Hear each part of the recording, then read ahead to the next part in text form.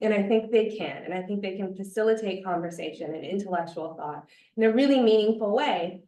And so this provides us with so many opportunities to do new work, because not enough attention has been paid to some of these genres, except for from the people in this room, which is why I've collected them here today.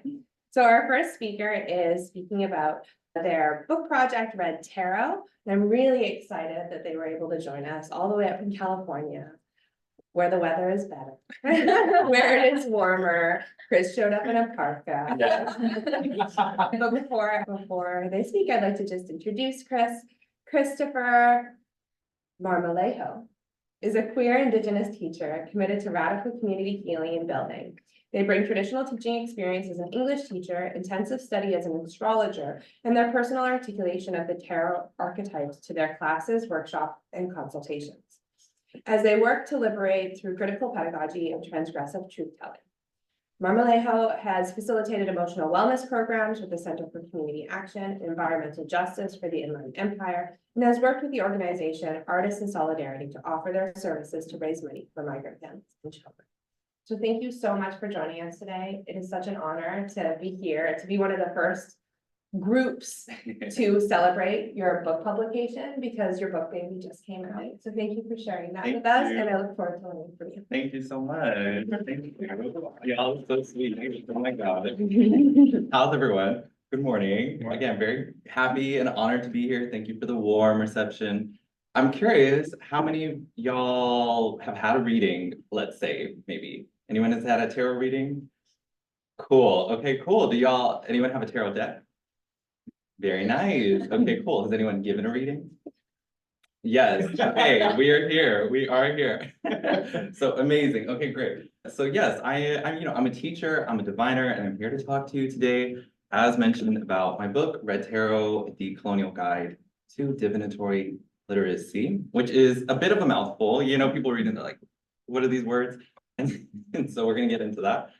So I wanted Red Tarot to exist with a certain catalog of red works that we'll get into, but Patricia Gonzalez, who I really love, the author of Red Medicine, writes that red medicine is the red of ceremonies and blood, the red earth and red cloth for healing. It is the red of protection, and the red and the black paint, the codices, and therefore knowledge. It is the red of women's blood powers and red of the woman's direction. In some expressions of Nahuatl, it is the red coral worn for protection, as in the red thread, the red of primary color and firstness, and the red inside the color brown. It is the red of vitality and the ability to live, continue. It is the red of original colors and originality. It is the ceremonial red and the red cloth of ceremonies.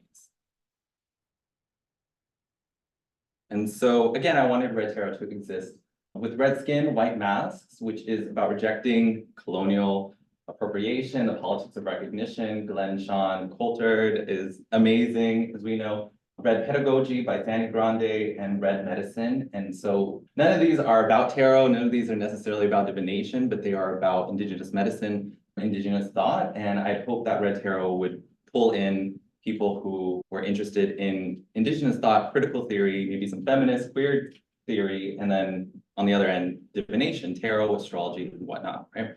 And so these were the pillars for me, these were models for me amidst many other works. By describing myself and my work as decolonial, I invoke a long history of insurgent subjectivity, of course, and I take the tarot as a starting point to observe the colonial Western imaginary and deconstruct it as it exists within our psyche, within the representations of the deck, right? And so I take it from a red subjectivity, to expand Indigenous peoples and their epistemologies and center them in the world, rather than to be marginalized at the periphery, right? To transcend various conceptual borders. Patricia Hill Collins notes that, of course, knowledge claims, alternative knowledge claims, are routinely ignored, discredited, or simply absorbed within existing paradigms. Cards like the High Priestess represent these alternative epistemologies that tarot, as a means of knowledge production, knowledge creation, represent. And it challenges the ways that we certify and test knowledge, using a tarot reading to determine a relationship status, a course of action, a path to take, an inner state, right? And so the High Priestess then is able to take our taken for granted truths and assess them by alternate means and given alternate tests. She decolonizes our knowledge sources, and so reading tarot can align with a feminist ethic, right? She knows colonizers do not listen to what the colonized say, especially if their theories come from experience and not from books. So rather than relying on institutional validation, the tarot becomes a radical act of literacy by placing the cards in the hands of people themselves. It is the people who become the authority to certify knowledge, able to speak for themselves, record their unique experiences, and trust the truth of the heart to find the wholeness denied in patriarchal dominator culture. Tarot is an aleatory oracle, which means it is made by chance. It's randomized, right? You're working with chance. It derives from the Visconti de Madrone deck, along with playing cards. There are 22 trumps, which is the major arcana card, the cards that would trump one another in the game. 40 pips, which are the numbered cards, ace through 10 of the 4 suits, and then of course the 16 court cards. They are a derivation, evolution of the playing cards. It originates, yes, from 15th century Italy, commissioned for the royal family. And so we see, that's an important point, right? And then 18th, 20th century occultists, the Golden Dawn Order, the 1900s English society, syncretized those cards to astrology and a whole host of other symbolic, spiritual systems. And they produced for us the Rider-Waite deck, which is pretty iconic and is now the foundation for countless decks that we use. First published in 1909, and again, the blueprint, right? And of course, an unsurprising classical colonialist orientalist move. These Golden Dawn linked the tarot to Egyptian mysticism in order to bolster its credibility. And so the tarot originates in Europe. And so that linking, again, is a colonialist move, right? And at the same time, tarot has no single culture of origin, but it's representative of project hybridity, right? Of cross-cultural exchange, of migration and importation. And yet, as every civilization begins with art, the image catalyzes literacy. So tarot takes our tongue, our perception, our interpretation, and our praxis into greater breadth and depth. And so often a reading engages generative frustration, as there's, you have to work to comprehend the augur, the omen, the silent language of the image or the chart. It demands patience, divination, but it's also humorous, incisive, and uncanny. It puts power into the hands of the people themselves. And within its history, we also find a representative technology of class mobility, thus providing a uniquely useful tool to navigate our contemporary economic precarity with cards such as the Two of Pentacles. And this is a deck that can be irreverent and satirical in its reflective value estimations, right? So as Gonzalez was inspired by Sandy Grande's Red Pedagogy, Red Tarot is my attempt to extend a paradigm of indigenous reclamation, reimagining, and regeneration of self-determined relationships. Some cards here. So I'll be using visuals of the tarot, of course, in various decks. We have the Queen of Swords in the middle and the Devil, which are standard from the Rider-Waite deck, and then the King of Flint from the Tarot Yohuali Hekal deck, and an image of some ladies being gagged by the cards presented on the table playing it. They're like, what? Red reading, as I kind of say, is an epistemological mode, right? That works with the image and the image of society and the psyche as an impetus towards a literacy that liberates, right? Red Tarot evolves this understanding into a project of critical prophetic literacy. Because literacy and language are capital in our sociocultural worlds, those with more socioeconomic political power claim for themselves the ability to determine which languages and discourses are legitimized, right? So language is a site of ideological struggle. And so reading tarot becomes an act of resistance by radically expanding who gets to be considered literate. And so Red Tarot, reading red means to exist in the legacy of enacting emancipation by reading and writing and thinking for yourself. It makes red light, makes each card a prism, poetic, political praxis. The reader unfamiliar with social horror will find their imagination engaged and activated, especially by archetypes such as the Devil. They will see how colonial consciousness consolates within the inner and outer worlds. And because it's within the schemes of perception that symbolic domination is able to obscure itself. Its activities are hidden in our cognitive relationships, by working through the very perceptions and categories and lenses of perception themselves. Red Tarot works to unveil and interrupt the symbolic violence by sensitizing us to the psyche's uncontested frames, perceptive frames, and modes, making it co-responsive to external historical and social environments. Tarot is a queer epistemology. It knows by cohering the chaotic while also aligning a visual calendar with over 4 millennia of social strata to its iconography, as the Golden Dawn did with pairing the astrological correspondences to the cards. The devil becomes Capricorn, Queen of Swords, Libra, the King of Swords, or Queen of Flints there is Aquarius. And then here they are in that, in that English society. And so we're reading resonances through time, through culture to inform the present, right? To understand the self, to infuse the self with an act of sacrality. It's an act of the uncanny. The divinatory window, the period in which you read tarot, is comprised of space, time, and image through which prophetic visions emerge, but images are slippery. Depending on how they are deployed, by whom, and from what frame they are perceived makes all the difference. The West is ahistorical. It's a remembering of non-Western materials that become grafted as the empire establishes its sovereignty over other nations, bodies, and beings, onto itself. And so I read, write about, and teach tarot to work against this perception and organizing, emphasizing decoloniality as a deordering of the Western view. I know tarot as a tool of transcendent, transgressive knowing, and the Red Tarot, in the structure in which I wrote the book, ties together a collectivity of critique between authors of solidarity and among oppressed peoples and peoples of conscience towards a divinatory literacy. I'm queer, I'm brown, I am detribalized, I am native and from an under-resourced, marginalized community. And so I came to tarot already transgressing the status quo, but this has helped me, tarot has helped me, writing tarot, teaching and reading tarot has helped me to own that transgressive power. And so in Red Tarot, I offer you that same power. And so some more, the Nine of Pentacles here, disidentification by the goat, Jose Esteban Munoz, the Five of Pentacles, an older Wheel of Fortune here. By reframing and rereading the text that is tarot, it can be claimed as an alternative local epistemology of the people that can renew the divinatory animacy that permeates ancient ways of knowing and being in the present language body. The spiritual practice of reading tarot reads red when it acknowledges, regards, and relates to the inner world as a sacred landscape, right, worthy of introspection. Divination facilitates the creation of a sacred geography so that the cards become codices with multiple histories surrounding them, and values and signposts are embedded within a cartography of critical consciousness in their symbolic metaphor. Red readers work with the tarot as a mode of disidentification, in which I feel like disidentification does not get its due in terms of like some of his other work. It is very informative into the way that I read, the way that I navigate culture, being situated within a colonial culture, right?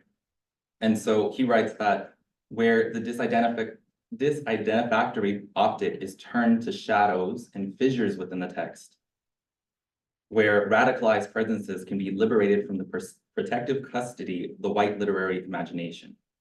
That is disidentification. Any shadow seer is thus an occultist. And because our current awareness is an offspring of colonial relations, the shadow is the other, the black, the brown, the queer, the red body, buried in the white gaze of colonial nations like America. Red reading is strategic to resist and confound the identity states that the white supremacy empire prescribes. Red readers resist assimilation. They work with dominant cultural modes and materia and restructure them from within to fashion something of themselves.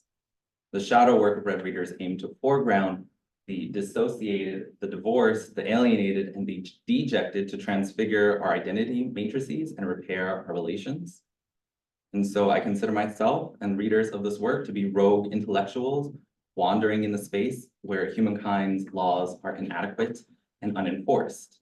They pursue the territory of revolt, fashion themselves a revolutionary subject. Is it only fools who could read tarot and consider what could be beyond coloniality? These are nomads at the end of empire. Somehow the tarot contains multitudes and multiverses. It is kaleidoscopic and constantly folding in on itself and expanding back again. And because there's never a fixed image or a finite point of meaning, you keep looking. It's a cipher for the nonlinear growth of consciousness. Becoming fools who read tarot looking for guidance, support, and transformation forces a foray into exposed vulnerability, but eventually we become strong with self-trust and courageous in the capacity to feel deeply guided by the universe, by divine communication, the divine guidance. It can be utterly pathetic to be so open to hope and hunger and have nowhere to take it all but to call out and cry as you pull cards. You gather all the weakest parts of yourself and derive some open devotion. Cards such as the 10 of Swords, the 5 of Swords, the 5 of Pentacles are especially consigned to the space of otherness.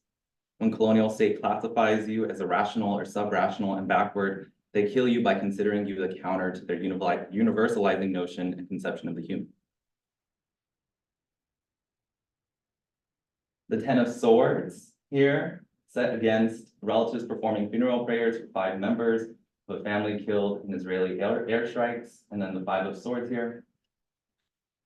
The 10 of Swords is the master narrative, Mistasehe, which, you know, we love Gloria Anzaldúa. She's quoted here, her whole project of mestiza consciousness, but I am, you know, we've, I think, evolved, and there's valid critique in that model, and pushing back against that, again, as a master narrative that is constructed to forcibly de-indigenize people.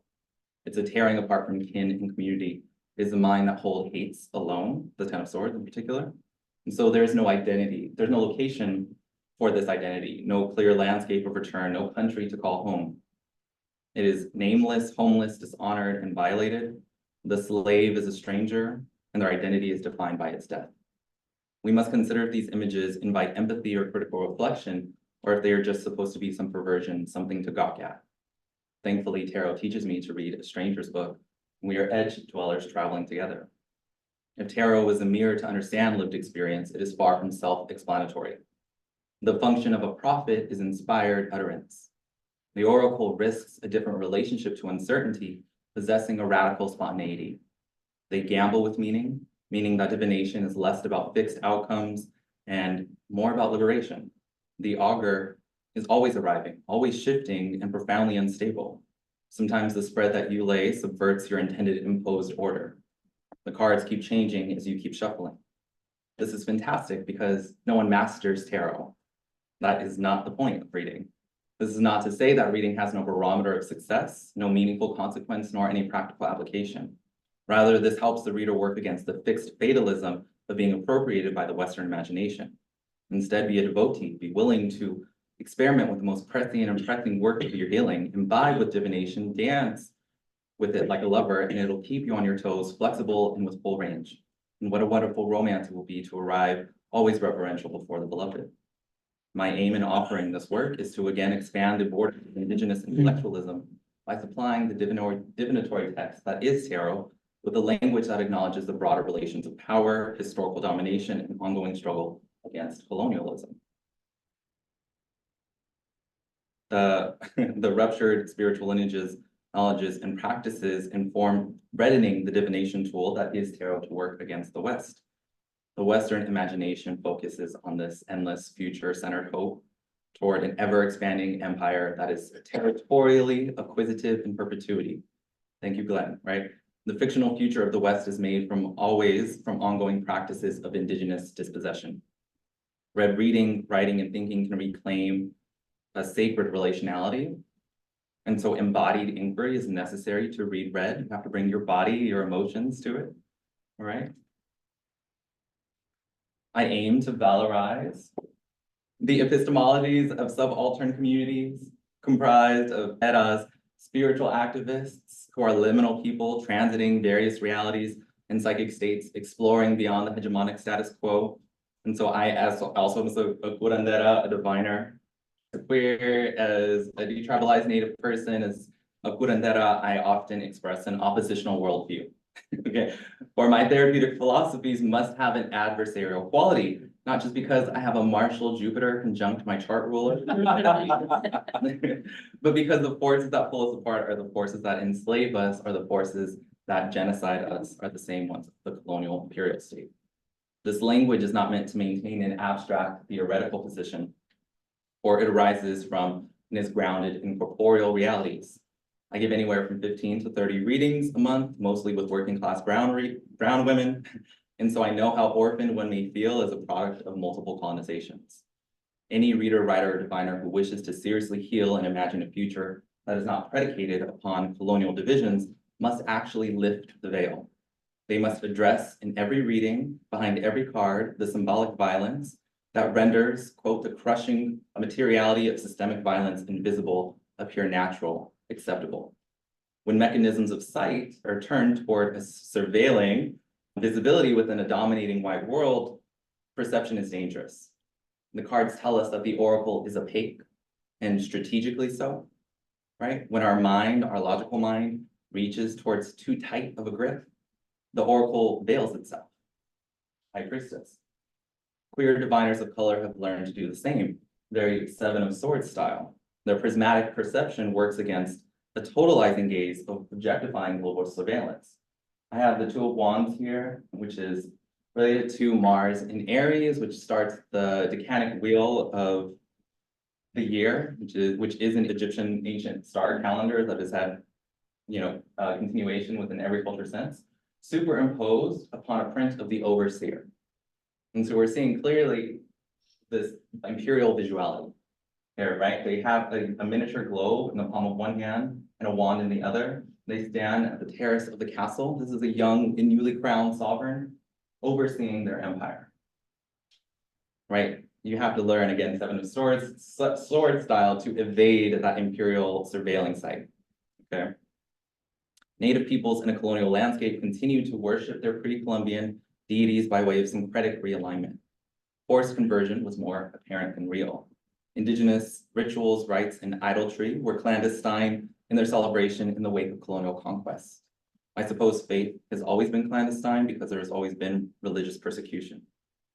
The tangible dimensions of practicing a decolonized divinatory life is to be seemingly invisible while in plain view of the state and its colonized citizens. The tarot is an obsidian mirror that sharpens perception.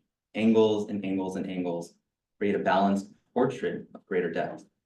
Each card shapes overlapping aesthetic engagements with materiality and its metaphysical conceptualizations. To redefine our engagement with tarot requires a reconfigured aesthetic to animate the shadow mirror with a renewed animacy and agency. I aim to use the tarot as a decolonial tactic that allows us to recognize liberatory possibilities for a post-colonial future. Emma Perez reads Sherry Moraga to tell us that the possibility of a decolonial future is reliant upon subversion of methods that produce normative outcomes, normative notions of gender, sexuality, race, and being in general. So the reading requires comprehending a temporal unity. To see into a tenable future, read reading reconsiders our self-understandings, sense of belonging, and subjectivities. There it is, veiling itself, right? The reading, of course, continuously reorients and recenters the much larger intent to improve the material conditions for the subjective. That is, those under the dominion of a government or ruling power, and thus materially and psychically shaped by those powers. To the wands, it's the Lord of Dominion. So we've got various images of the tower here. Straight time, right? Also, Jose Esteban Munoz talks about, right? Strangles us in cards like the tower. And that's why it must come crashing down. Straight time is all-encompassing, arrested, and atrophied. It's always stranded in the ever-present here and now apocalypse. And so the set with nonstop nervousness and fear, we succumb to the protocols of straight time. The tower very viscerally evokes an ontological shift. That is the D of decolonial, the undoing of coloniality that opens up space for alternative realities, subjectivities, orientations, and outcomes. This is exactly the tower's aim, to undo the imposition of westernized modes of thinking, existing. The phallus of toxic masculinity crumbles under resurgent native cosmologies, queer feminist consciousnesses. And while deconstructing Western scholarship is a significant process, decolonial methodologies require more than that. For tarot to be a tool of transcendent knowing, it must transgress. The red reader must work against the deep structures of Western thought. They must read the cards to nourish emancipatory knowledge that undergirds all revolutionary praxis. For any meaningful prognostication, the cards must unpack and undo the West's naturalized land claims, the internalized acquiescence to the colonial order, and it'll take cutting the deck thousands of times before the psycho-affective attachments to the colonial condition are ruptured. This means attuning with the cards, the subtle responses to any tableau or small gallery of prophetic images. In a social world that is constantly overriding our felt sense, tarot reading becomes a practice of learning to trust the intuition, the instincts, the sensorium. Visual artist Ari Miyako uses the tower to name the wounds her and hers bear, which is this tower, the third tower there, to signpost her own personal social history of horror. She reformulates the tower in her artistic rendering. She historicizes the tower, showing it as an empty guard tower from Topaz, one of the 10 Japanese internment camps in the US, where her grandmother was held there for 4 years. She writes, on February 19th, 1942, the signing of the Executive Order 9066 authorized the unjust incarcerations of people of Japanese ancestry into concentration camps. More than 110,000 citizens of Japanese descent, many of them, of course, American citizens, like my grandparents, she writes, were held in those camps during World War II. During the time my grandmother was at Topaz, my grandfather fought for the US as part of the 442nd Infantry Regiment.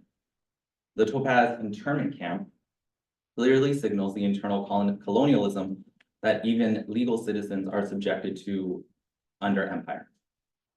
The tower epitomizes this patriarchal domination that dismembers the mother, the sister, to assert its authority while equating femaleness with foreignness and darkness. Nationalism becomes racialized in order to exile the foreign and the female. The moon, often believed to be responsible for lunacy, comes after the tower's fall. And mothers who allow for patriarchal assaults upon any child's psychic and physical integrity betray just the same. Betrayals like these configure our relationships with self and others to be wholly destructive. The artist depicts a vision of nature healing the horrid histories of racist incarceration. Typically, nature is thundering down liberation with lightning that casts down the king, queen, and their castle too. The overpowering nature of Miyako's vision is of purple flowers, reclaiming the surveilling site as she reclaims her family's history. Her tower becomes a vehicle to imagine a more just future. Her water paint style is a perfect vehicle for her invoked intersubjective memory. The tarot is a shimmering object. The images it offers are conjured from the primordial waters of the psyche. She uses art to reclaim the structure psychically while pointing toward the necessity of structural revolution that may not eradicate all sites of racist domination, if only to serve as a looming reminder of human capacity and history for conquering abuse. For tarot to be a tool of decolonization, it requires the body's testimony and the witness of other bodies, and that is the reading. And it may be a moment of transmission. When the cards come between your hands, it is a moment to work with the flesh and body before you. With the specific time and place of the reading, with the specific deck, the arts-inspired card, the querent, the question, and you, we reach towards an intersubjectivity that decolonized self-conceptualizations emphasize.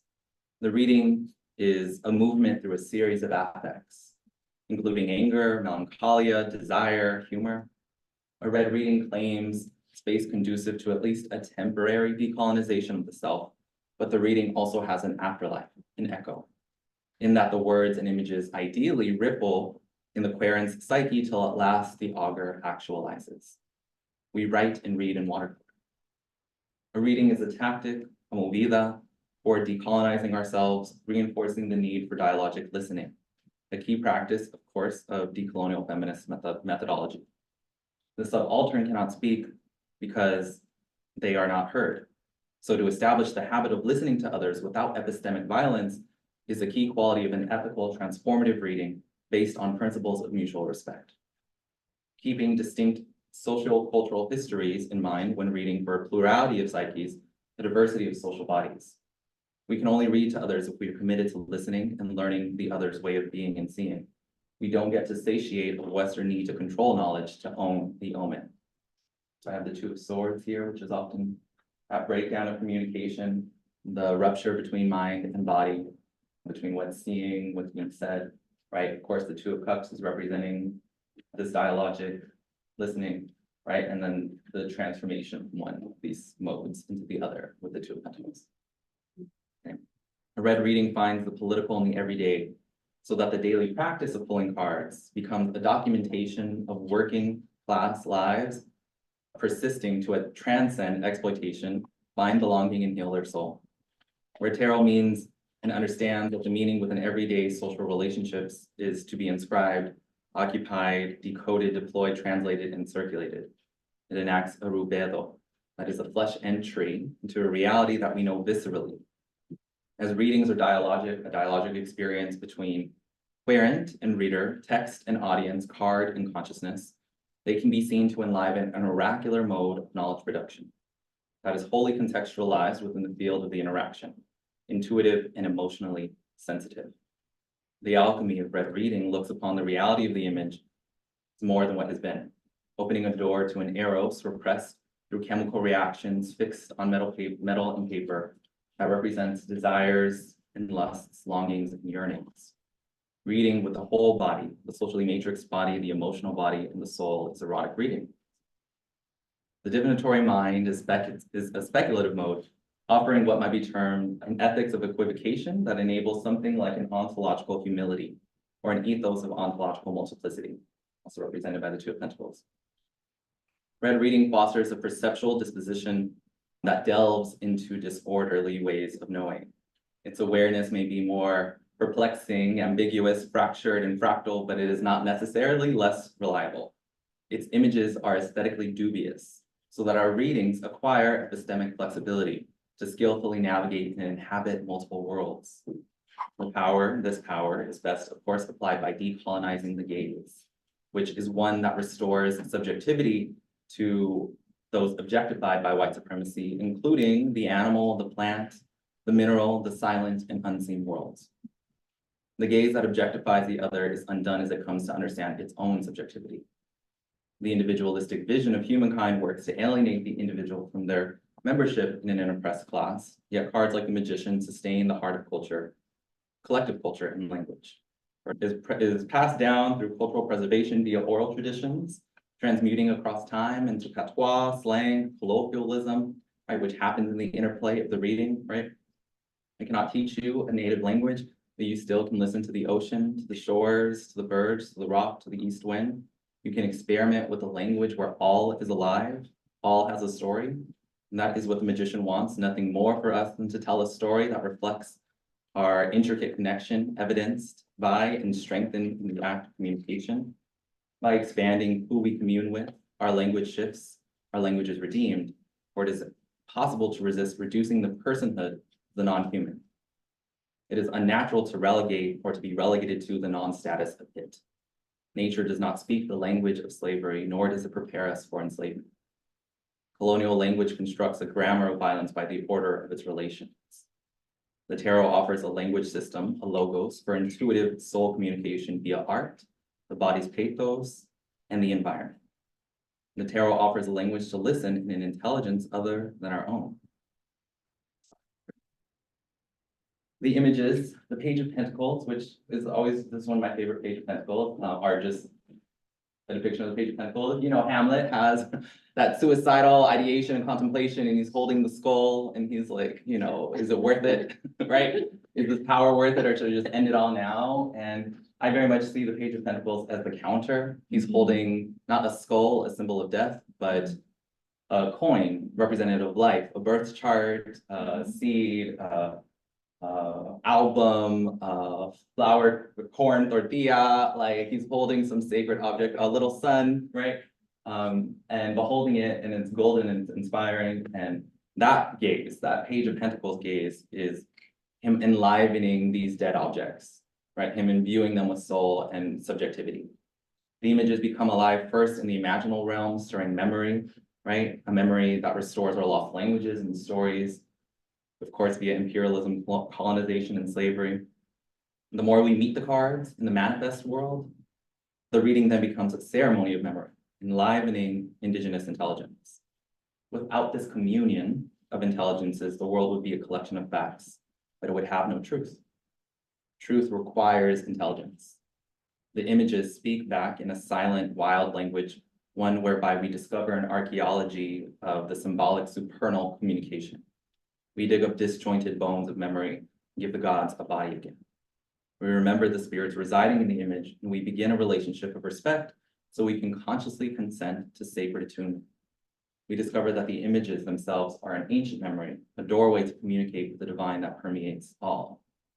What memory might the dead seeming cold rocks, the bay, the maple tree conjure within us? This more than human communication of the cards is transgressive literacy. So by restoring communication with the more than human, we remember our autonomy, our cosmic anatomy, and we express a profound peculiarity of our shared interiority.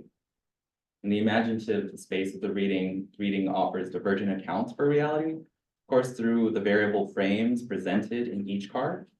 And so with frame after frame of reference, it is clear that the cards themselves are not establishing the boundaries of truth, but rather discerning the appropriate interpretation, understanding, and ordering of truth from an array of visual possibilities.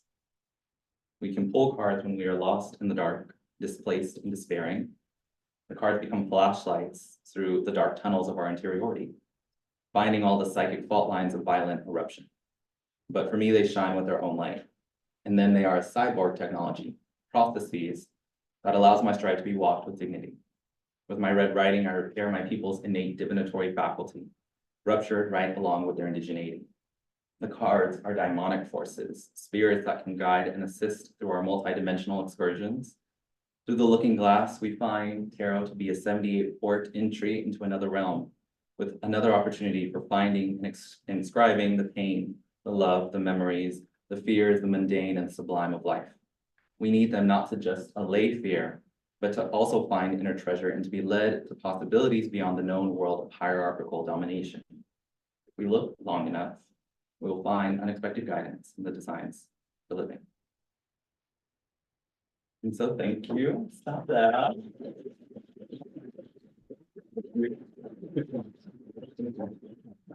The red read. The red read, yes.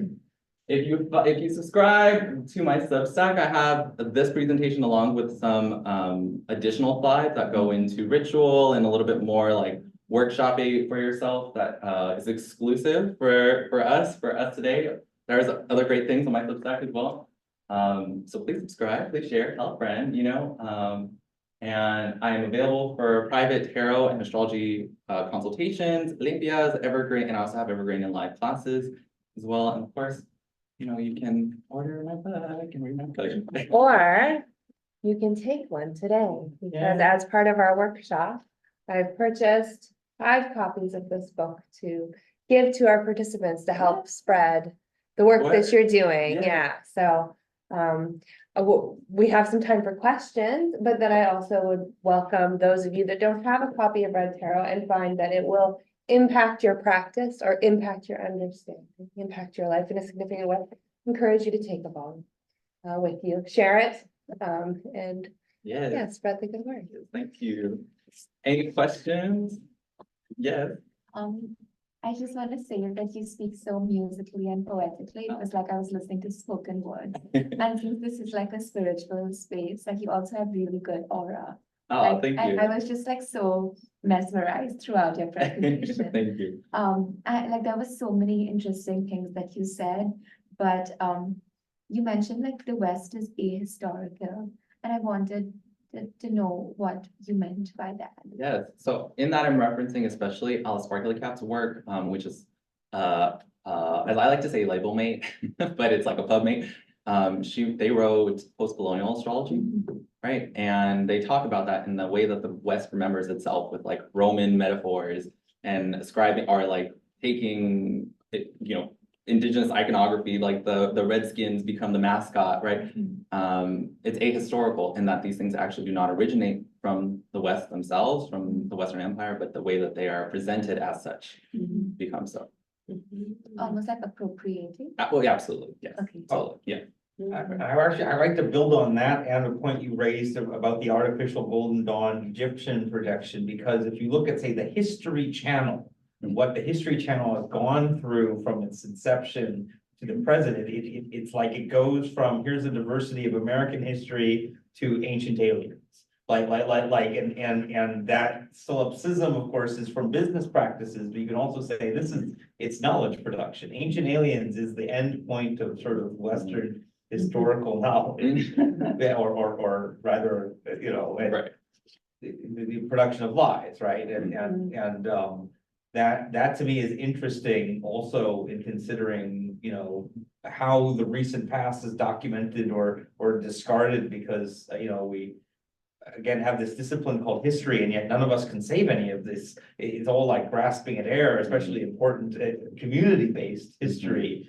And so, I think about all the community historians, people who are preserving oral traditions, and even just basic stuff like what happened in this neighborhood for the past 40 years. It takes incredible effort and incredible kind of, pushback against the normative narrative. So I really feel like, having a vehicle like the tarot to tell these stories, to mirror yourself, in the face of, I would say, powerful productions of ignorance. Oh, yes. Yeah, it really is, just it really, the West produces ignorance. And within each reading, I feel that as I sit across so many different people, I'm seeing an expanse of how the cards signify. And there's also, again, a depositing, I don't know, so like an exchange of experience and memory and guidance. And so it's like the oracle, the prophet themselves becomes an archive, right? The cards are an archive upon archives. And so, yeah. I love the moment when you were talking about time. I mean, I loved everything, first of all, every word, every moment. But the bit about time, straight time, but also I felt like you were kind of also talking about tarot time. Yeah. I would love to hear a little bit more about that, maybe particularly with regard to your own sort of practice. Yeah. I love tarot readings. Like there really is a sort of, it creates this like new space, new time. Absolutely. And I would love to hear a little bit more. Absolutely. About your own practice with regard to the tarot time. I love that tarot time. I was a guest on a podcast recently, and like that they titled the episode "A Tarot Reading Queers Time," which is something to say. And so absolutely, in that sense that when you're doing so, again, the reading, most people, like your standard reading that you will see often is like past, present, future, right? Already we're engaging with a necessity to comprehend, again, a temporal unity that is that presents itself as linear, for sure. But you're seeing how they influence each other, and then the way, like I had a client who was asking about her future and the position that she was in and the trajectory where she was like so cushy and familial, and yet she felt like kind of dead inside and was like, where do I go? And the card that presented itself was the Six of Cups, which is a historical card about it's a card of the diaspora, it's a card of memory, it's very much a card of communing with the dead. A card that card is syncretized to the Day of the Dead during Scorpio season, which is about, again, communion and remembrance of the dead. And so it was like a grandmother and a little girl who presented themselves on the card. And the move was rather to go to the past. The move was to connect with like the inner child, to resource the memories, to go there instead of like do this thing, right? Like to go forward into the future. It was more of like go backwards and see what like guidance your ancestors, your own dead, your own grandmothers may have for you. And that's something maybe that you need in order to feel secure and confident. She was like a little girl on the boat, like alone in the river, of time and whatnot. My own I do daily divination. I have a lot of decks, and often the time can take a lot. Sometimes it goes on and I'm like, oh my gosh. But doing so, again, orients me to, and especially this extends to my astrology, my work with astrology and understanding cycles of time, like interlocking gears and grids of, again, like orienting outside of the capitalist clock, right? And so like, what is Venus cycle? What is the Fadaria larger planetary lord that I'm in? What is the sublord period that I just entered? When is the peak month for me astrologically? And then how does that become more intimately prepared for through the cards presented through a daily reading? So it's very much like, I don't know, Russian dolls or something, just like encapsulating in like bigger pockets of time. But I will say that when you sit down for a reading, and if it's in a public space, there's transgression there. You know what I mean? It's like a field opens or something and people are curious. And then at the same time, you're like, whoa, you're stepping into a speculative mode that just disrupts the like imposition of it invites contemplation, it invites reflection, or it invites catharsis, all things that are not allowed under capitalist time construction. Yeah. Another question. Yeah. Is there a hierarchy for you between major and minor arcana? Like, would you, because some tarot readers do put things in this hierarchical relation, I don't see it's very decolonial, right? So is Six of Cups equivalent to High Priestess in your sort of schema, or is there still a moment where you say, okay, these cards supersede or dominate over these other cards? There's a relation. I wouldn't say there's a hierarchy. There's the Six of Cups. Each of the minor arcana are offspring, as I like to think of them, as of the majors. So the Six of Cups is Sun and Scorpio. So it's literally the Sun card and the Death card.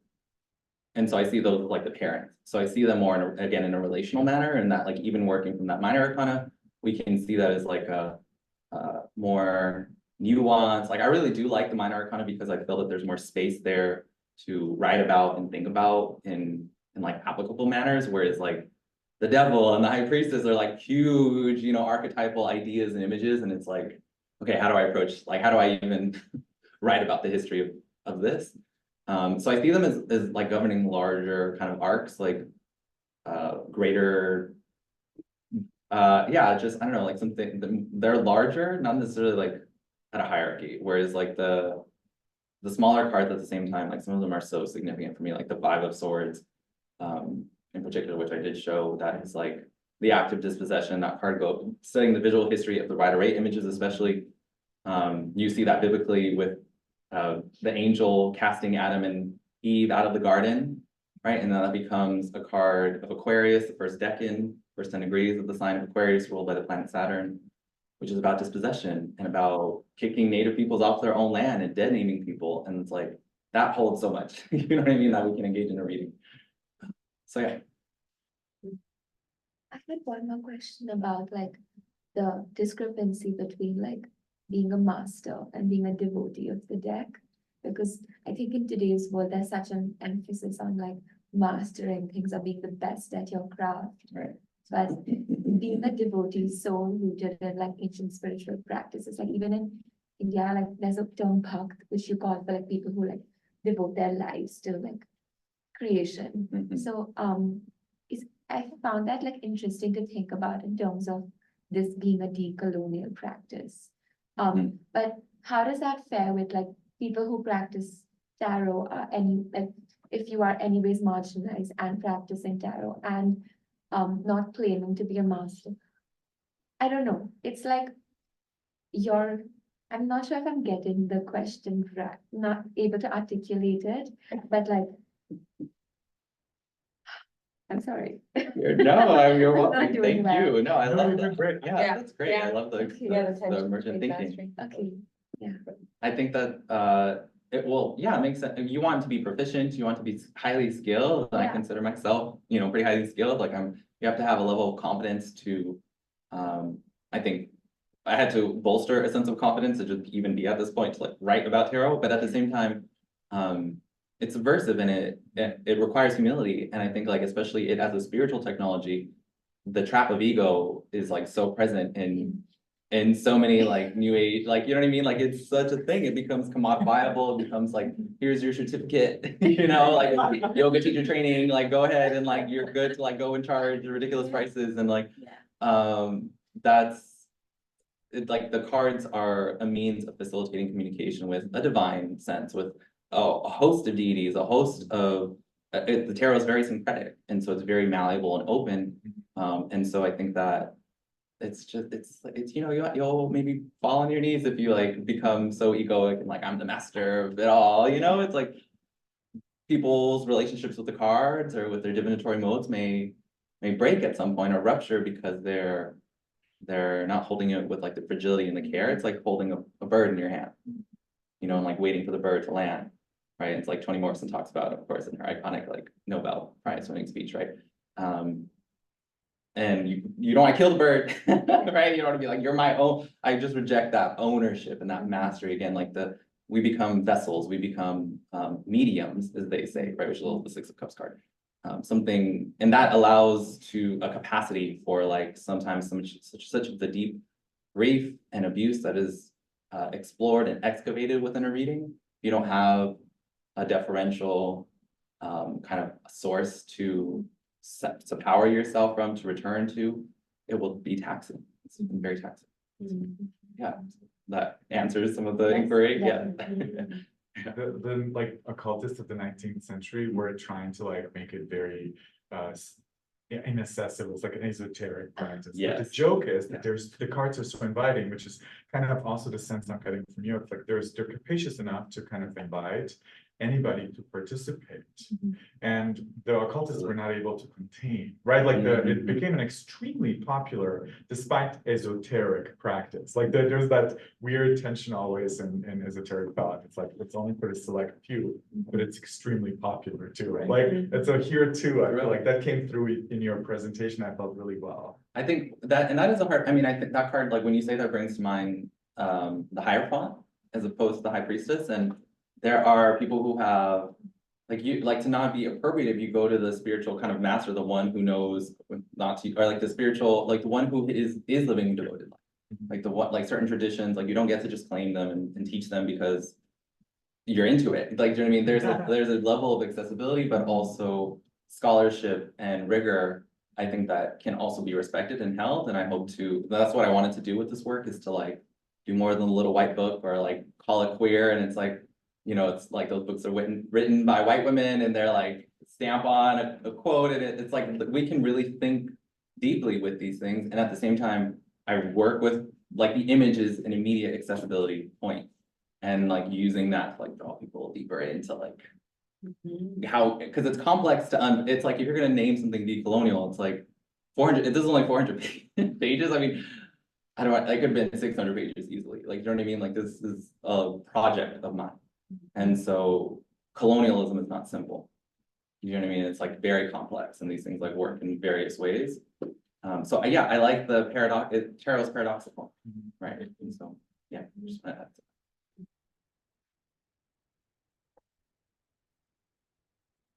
let's say anything at all? No, y'all, are y'all there?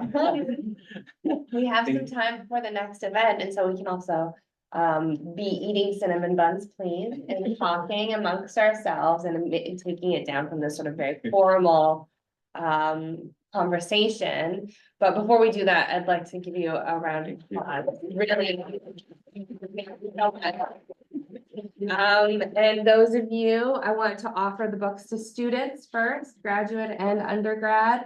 You're welcome to take a copy. Kirti, the first, yes.